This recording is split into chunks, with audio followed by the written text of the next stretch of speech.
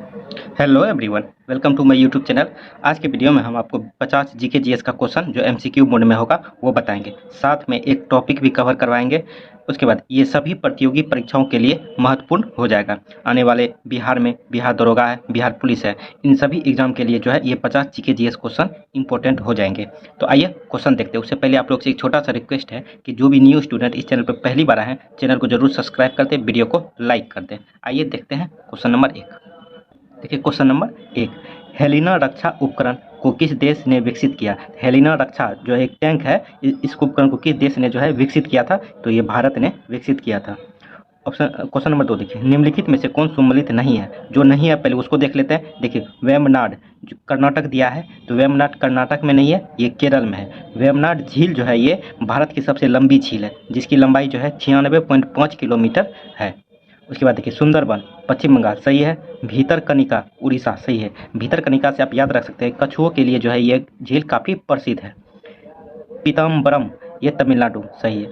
ये गलत था तो इसको सही करके बता दिए। क्वेश्चन नंबर 3 देखिए, किस बंदरगाह को कॉफ़ी बंदरगाह के नाम से जाना जाता है? तो कॉफ़ी बंदरगाह के नाम से काफ़ी बार बताए हुए हैं। सेंटोस को जाना जाता है, सेंटोस को, जो ब्राज़ील में स्थित है। ब्राज़ील जो है कॉफ़ी उत्पादन में सबसे अग्रणी है। वहीं ब्राज़ील में ही एक स्थान है सेंटोस, जिसको जो है कॉफ़ी बंदरगाह के नाम से जाना जाता है।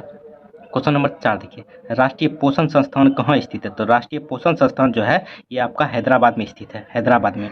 और राष्ट्रीय पोषण सप्ताह जो है प्रतिवर्ष 1 से 7 सितंबर के बीच में राष्ट्रीय पोषण सप्ताह मनाया जाता है। आप इसे भी ध्यान में रख सकते हैं। आइए क्वेश्चन नंबर 5 देखते हैं। क्वेश्चन नंबर 5 देखिए, कौन सम्मिलित नहीं है?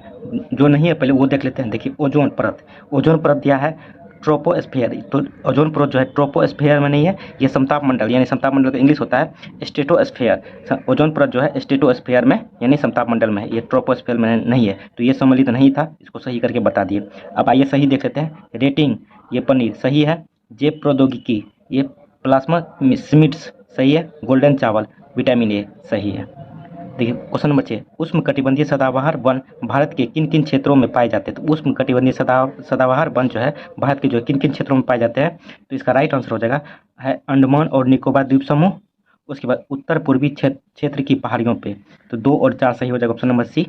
ठीक है, तो अंडमान और निकोबार द्वीप समूह में और उसके बाद उत्तर पूर्वी क्षेत्र की पहाड़ियों पे जो है उष्णकटिबंधीय सदाबहार वन पाए जाते हैं। क्वेश्चन नंबर 7 देखिए, हिमालय पर्वत श्रृंखला किसका उदाहरण? हिमालय पर्वत श्रृंखला जो काफ़ी बार बताए हैं, ये वलित पर्वत का उदाहरण है। क्वेश्चन नंबर 8 देखिए, देखिए करेवा वैली स्थित है। तो करेवा वैली जो है ये कश्मीर में स्थित है। ये प्रसिद्ध है केसर की खेती के लिए, जो है करेवा वैली प्रसिद्ध है। बात करें केसर का सबसे ज़्यादा उत्पादन इंडिया में तो जम्मू कश्मीर में होता है। उसके बाद पूरा विश्व का बात करें कि विश्व में सबसे ज़्यादा केसर जो है ईरान में होता है। आप इसे भी ध्यान में रख सकते हैं। क्वेश्चन नंबर 9 देखिए, किस आंदोलन के दौरान ऑपरेशन जीरो आवर चलाया गया था? तो ऑपरेशन जीरो आवर जो है किस आंदोलन में चलाया गया था? अंग्रेजों के द्वारा। तो ये भारत छोड़ो आंदोलन के समय में चलाया गया था। बात करें भारत छोड़ो आंदोलन 8 अगस्त 1942 ईस्वी को स्टार्ट हुआ था। आप डेट याद रख सकते हैं। उसके बाद बाकी देख लेते हैं असहयोग आंदोलन। असहयोग आंदोलन जो है 1 अगस्त 1920 ईस्वी को चलाया गया था और 12 फरवरी 1922 ईस्वी को वापस ले लिया गया था गांधी जी के द्वारा। उसके बाद क्यों लिया गया था? क्योंकि 4 फरवरी 1922 ईस्वी को जो है जलियांवाला चौरी चौरा कांड हुआ था, जिसके कारण जो है 12 फरवरी 1922 ईस्वी को असहयोग आंदोलन को वापस ले लिया गया था। उसके बाद सविनय अभिज्ञा आंदोलन की शुरुआत 12 मार्च 1930 ईस्वी को हुआ था और लाल कुर्ती आंदोलन की स्टार्ट जो है 1929 ईस्वी में हुआ था, जिसका स्टार्ट करता थे अब्दुल गफ्फार खान के द्वारा ये स्टार्ट किया गया था। बाद में जो है लाल कुर्ती आंदोलन जो है सविनय अभिज्ञा आंदोलन का हेल्प कर दिया था, मतलब सहयोग किया था। ठीक है, आइए क्वेश्चन नंबर अब 10 देखते हैं। यदि आप लोग को वीडियो अच्छा लग रहा है तो चैनल को जरूर सब्सक्राइब कर दें, वीडियो को लाइक कर दें। क्वेश्चन नंबर 10 देखिए, किस व्यक्ति ने रोलैक्ट एक्ट को जानबूझकर की गई हत्या कहकर संबोधित किया था? किस व्यक्ति ने जानबूझकर की गई हत्या कहा था रोलैक्ट एक्ट को? तो सीएफ एंड्रूज ने कहा था, सीएफ एंड्रूज। क्वेश्चन नंबर 11 देखिए, वन संरक्षण अधिनियम कब पारित किया गया था? तो वन संरक्षण अधिनियम जो है 1980 ईस्वी में पारित किया गया था। क्वेश्चन नंबर 12 देखिए, इनमें से कौन सी गैस ग्रीन हाउस प्रभाव उत्पन्न करने वाली गैस है?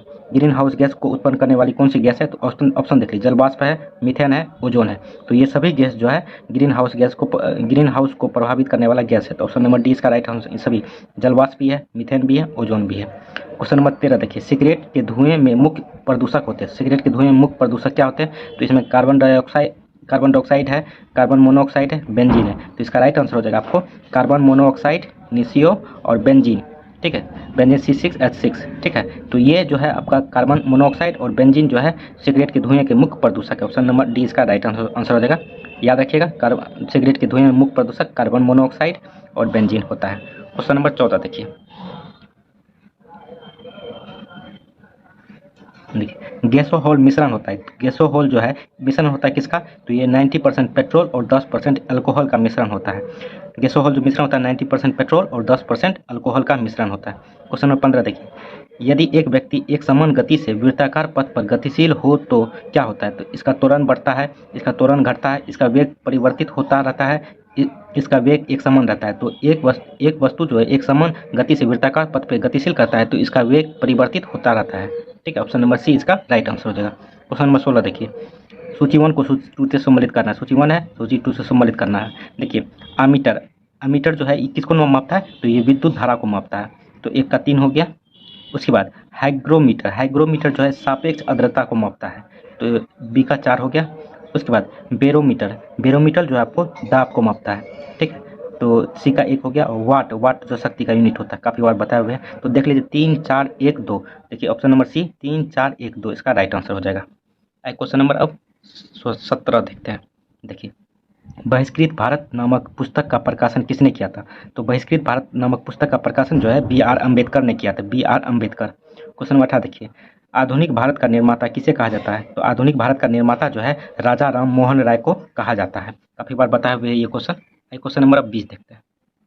देखिए क्वेश्चन नंबर 19, ड्यूस डबल फोल्ट जैसे शब्द का संबंध किस खेल से है, तो ड्यूस डबल फोल्ट जैसे शब्द का जो है ये आपका खेल है, इसका संबंध जो है लॉन टेनिस से है, लॉन टेनिस से। क्वेश्चन नंबर 20 देखिए, प्रकलन समिति के संबंध में निम्न कथनों पर विचार कीजिए। उसके बाद यह गया है कि उपयुक्त में से कौन सा कथन सही है। तो देख लेते हैं पहले जो सही है, पहले वो देख लेते हैं, ठीक है। तो ऑप्शन नंबर 4 जो है सही है, ठीक है, कोई भी मंत्री समिति का सदस्य नहीं हो सकता है, ये सही है, बाकी सब गलत है। तो देख लेते हैं, इसमें सदस्यों की संख्या 25 होती है, तो इस प्रकलन समिति में सदस्यों की संख्या जो है 30 होती है, और 30 जो है केवल लोकसभा से ही चुने जाते हैं।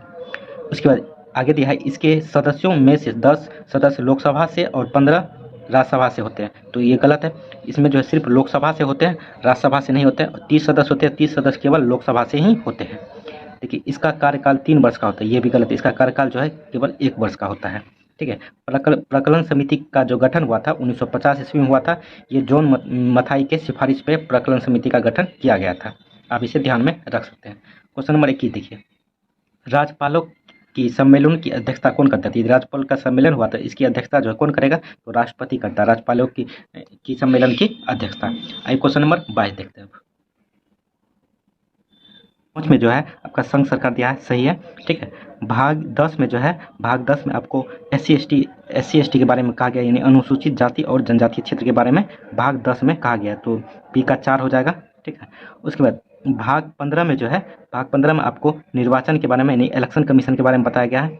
अब भाग 20 में जो है आपका संविधान संशोधन की प्रक्रिया के बारे में बताया गया है।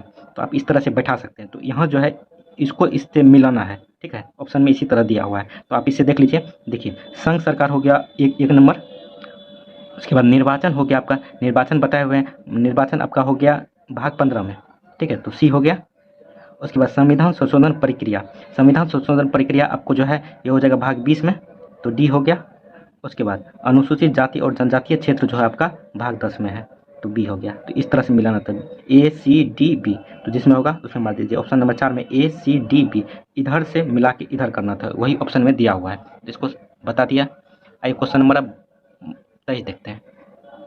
देखिए, आयरलैंड के संविधान से भारतीय संविधान में लिया गया है, तो आयरलैंड के संविधान से भारतीय संविधान में जो है कि क्या क्या चीज़ लिया गया है, तो ये तीनों चीज़ जो है आयरलैंड के संविधान से लिया गया है, देख लेते हैं। देखिए, राज्य की नीति निर्देशक सिद्धांत लिया गया है, राष्ट्रपति के निर्वाचन पद्धति ये भी आयरलैंड के संविधान से लिया गया है, राज्यसभा के सदस्यों का नामांकन ये भी आयरलैंड के संविधान से लिया गया है, तो आप इसे याद रख सकते हैं। ऑप्शन नंबर डी इसका राइट आंसर हो जाएगा। क्वेश्चन नंबर 24 देखिए, निम्नलिखित में से कौन सा अनुच्छेद उच्च न्यायालय को अभिलेखीय न्यायालय का दर्जा देता है, तो अभिलेखीय न्यायालय क्या होता है कि हाई कोर्ट जो भी फैसला देता है, ठीक है, उसको लिखित एक दस्तावेज में लिखा जाता है, लिख के उसके नीचे वाला लोअर कोर्ट जो होता है वो उसका पालन करता है, ठीक है। तो वही होता है अभिलेखीय, मतलब लिखित रूप से लिखा जाता है हाई कोर्ट के फैसले को।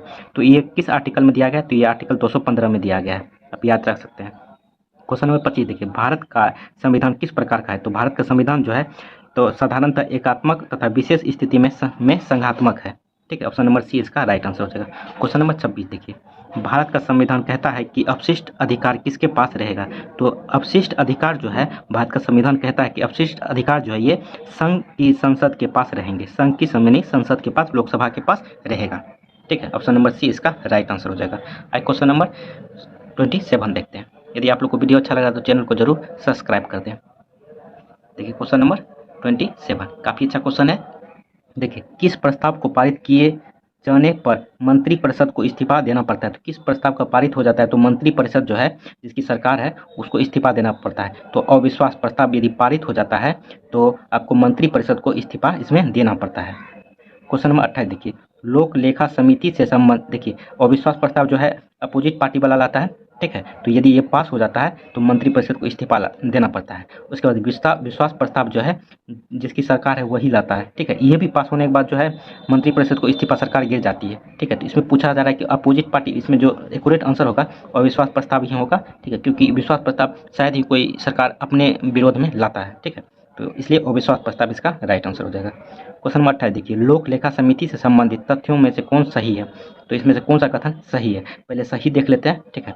तो ऑप्शन नंबर 1 और ऑप्शन नंबर 3 सही है। क्या है? इसमें कुल 22 सदस्य होते हैं, सही है। उसके बाद इस समिति के सदस्यों का प्रतिवर्ष अनुपातिक प्रतिनिधि के आधार पर चयन किया जाता है, सही है। तो देखिए इसको थोड़ा सा जान लेते हैं। देखिए इसमें 22 सदस्य होते हैं, सही है। 22 सदस्य जो होते हैं जिसमें 15 लोकसभा के होते हैं और 7 राज्यसभा के होते हैं। ये गलत क्यों हो गया? क्योंकि इसमें दिया है कि इसमें राज्यसभा के 15 सदस्य होते हैं, तो राज्यसभा के 15 नहीं होते, 7 सदस्य राज्यसभा के होते हैं और 15 लोकसभा के होते हैं, ठीक है। बात करें इसकी गठन का, इसका गठन जो है 1921 ईस्वी में भारत शासन अधिनियम 1919 के आधार पे किया गया था। इसे जो है लोक लेखा समिति को जो है इसे मोंटफोर्ट सुधार भी कहते हैं, आप याद रखिएगा। मोंटफोर्ट सुधार भी जो है लोक लेखा समिति कहते हैं। इसमें टोटल 22 सदस्य होते हैं, 15 लोकसभा से, 7 राज्यसभा से। गठन 1921 ईस्वी में भारत शासन अधिनियम 1919 के आधार पर इसका गठन किया गया था और मोंटफोर्ट सुधार भी इसे लोक लेखा समिति को कहते हैं। क्वेश्चन नंबर 29 देखते हैं, गिल्ट एज्ड मार्केट निम्न में से किससे संबंधित है? गिल्ट एज्ड मार्केट जो है ये सरकार की प्रतिभूतियों के व्यापार से संबंधित है। गिल्ट एज्ड मार्केट क्या है? सरकार अपनी, कोई आदमी है बाजार गया, सरकार भी बाजार गया, तो अपनी प्रतिभूतियों को सरकार बाजार में बेचता है, ठीक है। और कोई व्यक्ति जो धनवान है उस प्रतिभूतियों को खरीदता है, तो इसी बाजार को जो है गिल्ट एज्ड मार्केट कहते हैं, ठीक है। तो प्रतिभूति क्या है? सरकारी संपत्ति को कुछ हिस्सा या परसेंटेज शेयर करना, तो उसी को कहा जाता है प्रतिभूतियाँ। क्वेश्चन नंबर 30 देखते हैं, चालू खाते के संदर्भ में किस वर्ष रुपयों को पूर्ण रूप से परिवर्तनीय घोषित कर दिया गया था? चालू खाते को किस वर्ष जो है रुपयों को पूर्ण परिवर्तनीय घोषित कर दिया गया था? तो 1994 ईस्वी में इसका पूर्ण परिवर्तनीय घोषित कर दिया गया था सरकार के द्वारा। क्वेश्चन नंबर 31 देखिए, डायामेटिना गर्त या खाई किस महासागर में स्थित है? डायमेटिना गर्त या खाई जो है किस महासागर में स्थित है? तो हिंद महासागर में स्थित है, याद रखिएगा, हिंद महासागर में। क्वेश्चन नंबर 32 देखिए, बरमूडा त्रिभुज का त्रिकोण किस महासागर में स्थित है? तो ये आप लोग जानते होंगे कि अटलांटिक महासागर में है। अटलांटिक महासागर के उत्तर पश्चिमी अटलांटिक महासागर में, उत्तर पश्चिमी, आप देखिएगा जब यहाँ पे उत्तरी अमेरिका और दक्षिण अमेरिका के ऊपर नीचे, तो यहाँ इस जगह पे देखिएगा मैप में, तो यहीं पे जो है बरमूडा ट्रायंगल है। तो ये आपको उत्तर हो गया, इधर पश्चिम हो गया, ठीक है। तो उत्तर पश्चिम अटलांटिक महासागर में स्थित है। उत्तर पश्चिम अटलांटिक महासागर का आप देखिएगा चिन्ह एस की तरह दिखाई देगा, ठीक है। तो आप मैप में एक बार देख लीजिएगा। क्वेश्चन नंबर 33 देखिए, अग्नेय चट्टान ग्रेनाइट का रूपांतरित रूप है। तो अग्नेय चट्टान ग्रेनाइट रूपांतरित है, तो नीस का जो है ये रूपांतरित है, ठीक है। आइए क्वेश्चन नंबर 34 देखते हैं। देखिए, अंतरिम सरकार में मुस्लिम लीग में कितने प्रतिनिधि शामिल हुए थे? तो अंतरिम सरकार में जो मुस्लिम लीग के जो है 5 प्रतिनिधि शामिल हुए थे। क्वेश्चन नंबर 35 देखिए, अनवार ए सुहाइली किसकी फारसी अनुवाद है? तो अनवार ए सुहाइली जो है ये आपका पंचतंत्र की जो है फारसी अनुवाद है। पंचतंत्र की रचना जो है विष्णु शर्मा, जिसे कोटली भी कहते हैं, उसने लिखा था। ये संस्कृत भाषा में लिखा गया था। अर्थशास्त्र भी ये भी विष्णु शर्मा का ही रचित है, यानी कोटली का रचित है। ये भी संस्कृत भाषा में लिखा गया था। क्वेश्चन नंबर 36 देखिए, भारत में प्रिंटिंग प्रेस का आगमन किस देश की देन मानी जाती है? तो भारत में प्रिंटिंग प्रेस के आगमन जो है किस देश का ये देन मानी जाती है? तो ये पुर्तगाल की माना जाता है। पुर्तगाल ही भारत में प्रिंटिंग प्रेस की शुरुआत की थी। क्वेश्चन नंबर 37 देखिए, राजा राम मोहन राय की मृत्यु के पश्चात ब्रह्म समाज का नेतृत्व किसने किया था? तो राजा राम मोहन राय की जब मृत्यु हो गया तो ब्रह्म समाज को किसने संभाला था? तो देवेंद्रनाथ ठाकुर ने संभाला था। याद रखिए, ब्रह्म समाज की स्थापना राजा राम मोहन राय द्वारा किया गया था। इसकी मृत्यु हो गया था तो देवेंद्रनाथ ठाकुर ने इसे संभाला था, नेतृत्व किया था। आइए क्वेश्चन नंबर 38 देखते हैं। देखिए क्वेश्चन नंबर 38, निम्नलिखित में से किन व्यक्तियों ने द्वितीय गोलमेज सम्मेलन में भाग लिया था? तो द्वितीय गोलमेज सम्मेलन में जो है कौन कौन से ने भाग लिया था देख लीजिए। महात्मा गांधी तो लिया ही था, उसके बाद सरोजिनी नायडू भी तीनों गोलमेज सम्मेलन में भाग ली थी। उसके बाद मदन मोहन मालवीय भी भाग लिया था और मौलाना आज़ाद ये भाग नहीं लिए थे। तो 1, 2, 3 ये तीनों ने द्वितीय गोलमेज सम्मेलन में भाग लिए थे। एक और याद रखिएगा, बाबा साहेब अम्बेडकर ने भी भाग लिए थे, वो भी तीनों सम्मेलन में भाग लिए थे। ठीक है, तो 1, 2, 3 इसका right answer, option number D इसका राइट आंसर, 1, 2, 3। क्वेश्चन नंबर 39 देखिए, भक्ति आंदोलन को दक्षिण से उत्तर भारत का लाने का श्रेय किसे दिया गया? तो भक्ति आंदोलन को जो है दक्षिण की ओर से उत्तर की ओर लाने का श्रेय जो है किसे दिया जाता है? तो इसे रामानंद को दिया जाता है, रामानंद को। क्वेश्चन नंबर 40 देखते हैं। देखिए, निम्न में से सूची 1 को सूची 2 से सम्मिलित करना है। देखिए, प्रथम बौद्ध संगति जब हुआ था तो किसके शासनकाल में हुआ था? तो प्रथम बौद्ध संगति जो है अजातशत्रु के शासनकाल में हुआ था। तो 1 का 4 हो गया। उसके बाद द्वितीय बौद्ध संगति आपका जब हुआ था तो ये कालाशोक के समय में हुआ था, तो बी का 3 हो गया। उसके बाद तृतीय बौद्ध संगति जो है अशोक के शासनकाल में हुआ था।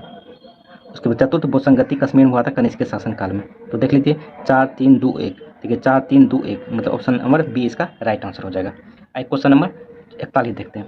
गांधी जी के निम्नलिखित आंदोलन का कालक्रमानुसार व्यवस्थित करें। तो पहले कौन सा आंदोलन, उसके बाद कौन सा आंदोलन, इस तरह से गांधी जी का आंदोलन को व्यवस्थित करना है। देखिए, असहयोग आंदोलन है, रोलेट सत्याग्रह है, खेरा आंदोलन है, अहमदाबाद मिल हड़ताल है। सबसे पहले जो है अहमदाबाद मिल हड़ताल हुआ था, उसके बाद जो है खेरा आंदोलन हुआ था, उसके बाद आपका रोलेट सत्याग्रह हुआ था, उसके बाद असहयोग आंदोलन की शुरुआत हुई थी। तो ऑप्शन नंबर डी इसका राइट आंसर हो जाएगा। आइए क्वेश्चन नंबर 42 देखते हैं। देखिए, नाभिक के अलावा कोशिका के किस कोशिकांग में डीएनए होता है? तो नाभिक के अलावा जो है कोशिका अंग में किस डीएनए में क्या होता है? तो ये माइटोकॉन्ड्रिया होता है, माइटोकॉन्ड्रिया। क्वेश्चन नंबर 43 देखिए, किन गुणों में हार्मोन में एंजाइम से भिन्न होते हैं? किन गुणों में जो है हार्मोन एंजाइम से जो है भिन्न होते हैं? ये सभी जो है प्रोटीन होते हैं। तो हार्मोन जो है सभी प्रोटीन होते हैं, इसलिए भिन्न होता है। आइए क्वेश्चन नंबर 44 देखते हैं। यदि वीडियो आप लोग को अच्छा लग रहा है तो चैनल को जरूर सब्सक्राइब कर दें। देखिए क्वेश्चन नंबर 44, इनमें से कौन सा रोग विटामिन ए की कमी के कारण होता है? तो कौन सा रोग जो है विटामिन ए की कमी के कारण होता है? तो ऑप्शन के अनुसार जो है ऑप्शन नंबर बी जो है जीरोपैथेलेमिया जो है विटामिन ए की कमी के कारण होता है, जो आंख से रिलेटेड है। क्वेश्चन नंबर 45 देखिए, एक बायोट्रिक जिसमें अल्ट्रासोनिक ध्वनि का उपयोग किया जाता है उसे क्या कहते हैं? तो एक बायोट्रिक जिसमें अल्ट्रासोनिक ध्वनि का उपयोग किया जाता है उसे सोनोग्राफी कहा जाता है, सोनोग्राफी ऑप्शन के अनुसार। क्वेश्चन नंबर 46 देखिए, यदि लोलक की लंबाई 4 गुनी कर दी जाए तो लोलक के झूलने की अवधि पर क्या प्रभाव पड़ेगा? तो लोलक की लंबाई जो है 4 गुनी कर दी जाए तो लोलक के झूलने की अवधि जो है 2 गुनी हो जाएगी, याद रखिएगा। क्वेश्चन नंबर 47 देखिए, वायु अंगार गैस में मुख्य घटक होते हैं। तो वायु अंगार गैस में जो मुख्य घटक जो है याद रखिएगा, तो कार्बन मोनोऑक्साइड, नाइट्रोजन और कार्बन डाइऑक्साइड जो है वायु अंगार गैस में मुख्य घटक के रूप में कार्य करते हैं। Carbon monoxide, nitrogen, carbon dioxide, याद रखिएगा। क्वेश्चन नंबर 48 देखते हैं। देखिए क्वेश्चन नंबर 48, इनमें से कौन सा हार्मोन पीयूष ग्रंथि से स्रावित नहीं होता? तो पीयूष ग्रंथि से जो है कौन सा हार्मोन स्रावित नहीं होती है? तो नहीं होती है, पहले देख लेते हैं। ऑप्शन नंबर डी कैल्सीटोनिन जो है ये पीयूष ग्रंथि से स्रावित नहीं होती है, बाकी सब होती है। तो देख लेते हैं क्या क्या होती है।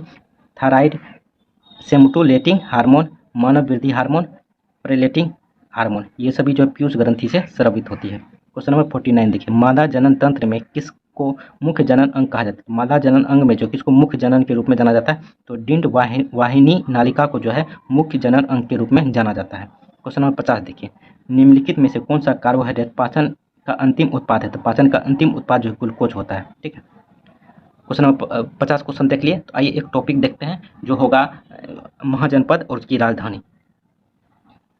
देखिए 16 महाजनपद है, 16 महाजनपदों का जो वर्णन जो है अंगुत्तर निकाय में दिया गया है, आप याद रख सकते हैं अंगुत्तर निकाय में। तो आइए जानते हैं महाजनपद और उसके बाद इसकी राजधानी कहाँ कहाँ है। देखिए मगध महाजनपद की राजधानी जो है गिरिव्रत या राजगिरी है। अंग महाजनपद की राजधानी जो है चंपा है। वज्जी महाजनपद की राजधानी जो है वैशाली है। काशी महाजनपद की राजधानी जो है वाराणसी है। वत्स महाजनपद की राजधानी जो है कौशाम्बी है। कुरु महाजनपद की राजधानी जो है इंद्रप्रस्थ है। कंबोज महाजनपद की राजधानी जो है हाटक है। अस्मक महाजनपद की राजधानी जो है पोटली है। कोसल महाजनपद की राजधानी जो है श्रावस्ती है। अवंती महाजनपद की राजधानी उज्जैन है। मल महाजनपद की राजधानी जो है कुशावती है। पंचाल महाजनपद की राजधानी अहिच्छत्र या कौंडिल्य है। ठीक है, तो दोनों में से आप ये दोनों को याद रख सकते हैं। चेदी महाजनपद की राजधानी जो है शक्तिमती है। मत्स्य महाजनपद की राजधानी जो है विराटनगर है। सूरसेन महाजनपद की राजधानी जो है मथुरा है। गंधार महाजनपद की राजधानी जो है तक्षशिला है। तो आपको 16 महाजनपद बता दिए और 50 क्वेश्चन भी बता दिए। कैसा लगा वीडियो कमेंट करके आप लोग ज़रूर बताएं। चैनल को भी आप लोग ज़रूर सब्सक्राइब कर दें।